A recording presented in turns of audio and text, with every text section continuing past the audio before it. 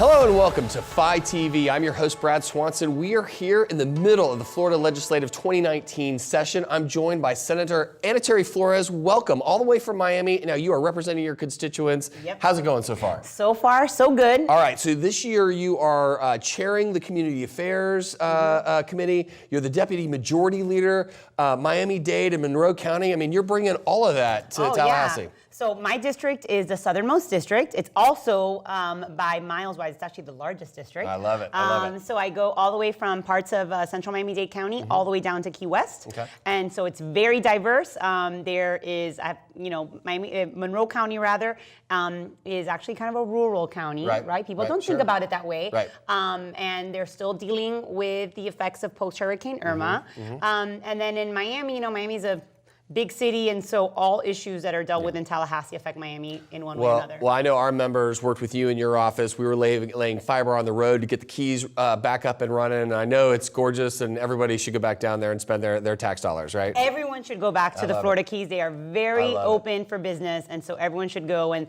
I mean, they're the nicest people. And Miami as well. Miami too. Miami too, for sure. But I'm telling you, the people in the Keys they're the nicest folks around. Our viewers will do their part, I'm sure. All right, let's get down to it. So you've got a ton of issues before you. You're leading on education reform. What are you doing in that space? Well, the issue of education reform is something that has been near and dear to my heart for a really long time.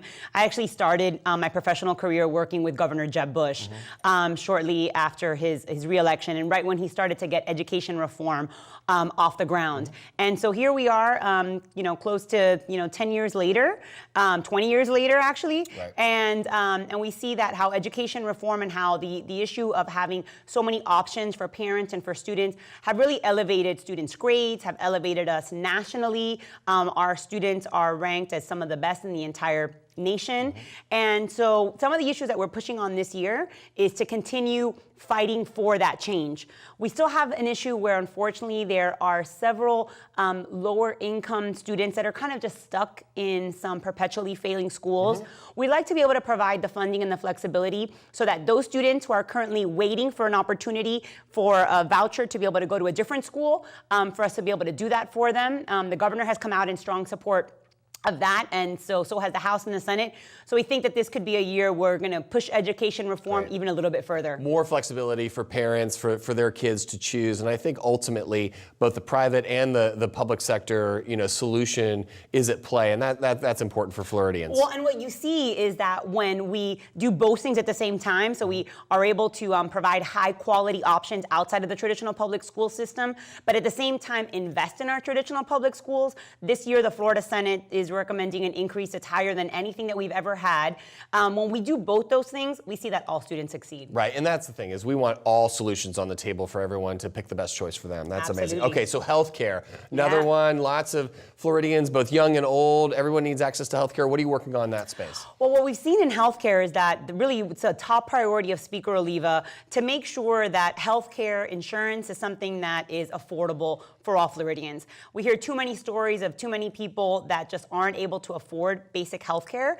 And so we want to be able to, again, provide options so that health care is something that is available, that is affordable for all Floridians. But at the same time, you have to do it in a way where there's going to be high quality for individuals.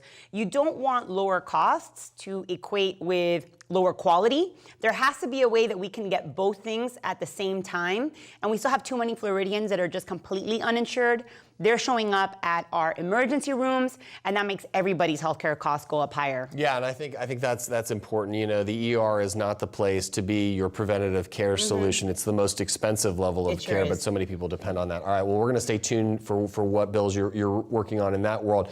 All right, so immigration, hot topic from the president nationally on down. What are you focusing on in the immigration world as far as Florida policy? Well, again, I've been in the Florida Senate since 2010. Back in 2010, that was right when kind of the immigration issue started to really become a national issue. Arizona, that was when they had their initial bills. And so I chaired the Judiciary Committee that year. And that year, we tried to come up with a series of immigration reforms. Nothing got passed. Where we are today is in kind of exactly the same place. So it's a little sad on that sense. Are we going down the path of having Florida government entities coordinating with federal agencies and things like that. Is that the world we're trying to strike a balance with? Well, I think that what's important is to find the balance of making sure that if there are individuals who are here illegally, and they're committing crimes. I mean, we hear some horrible, horrible stories about that. Well, then of course we should be doing and working very closely with the federal immigration system to have those individuals deported, to have them gone. Right.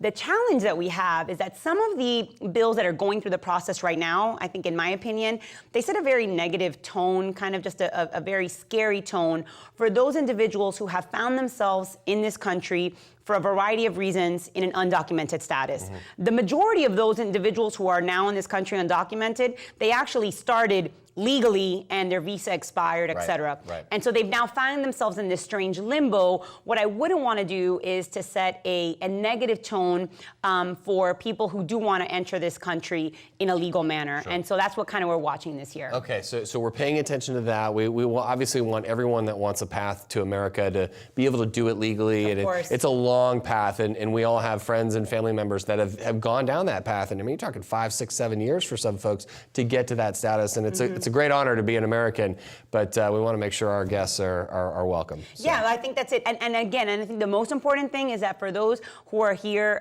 again, illegally and committing crimes, I mean, we have to do what we can to get them out and get them deported as quickly as possible. Well, no one's ever said that Senator Flores is soft on crime, so we know that's here. All right, so when you're not, this is one for our viewers, when you're not saving the free world, right, and you're fighting for your constituents from Key West to Miami and Dade and Monroe County across the world, what does Senator Flores watch to take your mind off of the crazy world of politics? Oh, well, good. I like the way that you phrase that, because certainly it's to take my mind off of the crazy world of politics. So I've got 2 boys. They're 10 and 7. And so generally speaking, I probably end up watching whatever they're watching. Right. So whatever the newest, cartoons are on either Amazon Prime or Netflix, we watch those. And sometimes I like some of the, kind of funny shows. So like Marvelous Miss Maisel is a really great one that I enjoy. Okay. And of course, Game of Thrones is coming back for its last season in just a couple of weeks. So I'm all caught up and really looking forward to the last season of Game of Thrones. Well, our viewers will look forward to catching up with you in the Capitol to discuss those many shows, but everyone knows the kids runs the remote. So yes, the kids absolutely run the remote. For now, thanks for coming on FiTV. We're going to stay tuned to all the bills that you're running over in the Capitol, and we look forward to having you on again soon. Great, thanks so much. Appreciate Senator. it. That's all the time we have for this episode of FiTV. Make sure you hit us up on our social media feeds, and for now, thanks for tuning in.